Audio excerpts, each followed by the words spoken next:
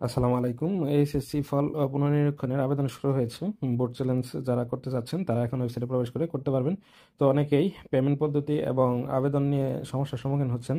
অনেকে বিস্তারিত বলার পরেও বুঝতেছেন না, তাদের জন্য এই ভিডিওটি একদম সহজভাবে তৈরি করা হয়েছে।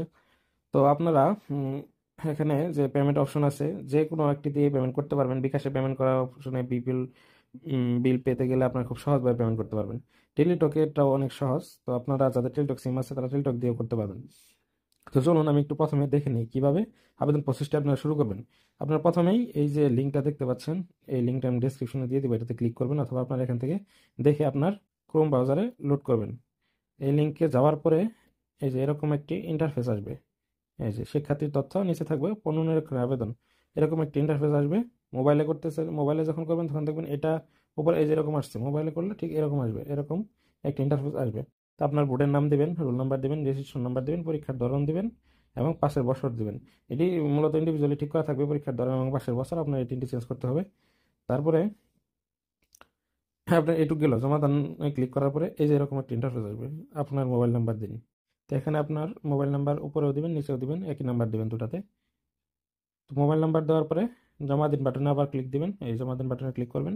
ক্লিক করার পর এই যে এরকম আসবে, যে নাম আসবে আপনার, রেজিস্ট্রেশন নং, বোর্ড, মোবাইল নং, এগুলো আসবে। এই অপশনটির পরে আপনারা চলে যাবেন, এই জমা দিন বাটনে ক্লিক করার পরে এই যে এরকম ইন্টারফেস আসবে। দেখতে পাচ্ছেন এখানে আপনার বিষয়গুলো আসবে, আপনি কোন বিষয়ে কত পেয়েছেন, কোন বিষয়গুলোতে আবেদন করতে চাচ্ছেন সেটি নির্বাচন করবেন আর কি। তো এখানে সাবজেক্ট কোড দেওয়া আছে, যেগুলো দুইটি সাবজেক্টে মিলে একটি সাবজেক্ট, যেমন বাংলা প্রথম পত্র দ্বিতীয় পত্র, ইংরেজি প্রথম পত্র দ্বিতীয় পত্র, এরকম। এগুলো দুটোর জন্য, একটির জন্য আবেদন করলে দুটোতে আবেদন করতে হবে। তো আপনার নির্বাচন করে নিয়ে ক্লিক করবেন, এখানে যে কয়েকটা আপনার প্রয়োজন সে কয়েকটা অ্যাড করে নেবেন। তো এখানে দেখতে পাচ্ছেন একটা নির্বাচন করছে, দুইটা নির্বাচন করছে, এরকম আপনারা একটা, দুইটা, তিনটা, চারটা, এরকম যে কয়েকটা আপনার প্রয়োজন অ্যাড করে নেবেন। অ্যাড করে নেওয়ার পর এই যে পেমেন্টের অপশন আসবে। এখন আপনারা পেমেন্টে চলে যাবেন। এখন যদি আপনি ওই ফোন দিয়েই আবেদন করেন, তাহলে যদি ওই ফোনে আপনার বিকাশ অ্যাকাউন্ট থাকে তাহলে এখানে ফি প্রদান করুন, এই বাটনে ক্লিক করবেন।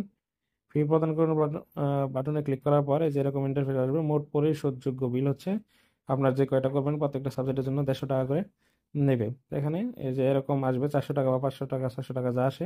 আসার পর আপনার টাকা জমা দেওয়ার জন্য যে মোট পরিশোধযোগ্য 450 টাকা এরকম ইন্টারফেস দেখাবে। তার পরবর্তীতে আপনার টাকা পেমেন্ট করবেন। এই অবস্থা রাখার রাখার পরে আপনি টাকা পেমেন্ট করবেন। তো আপনার মোবাইল দিয়ে টাকা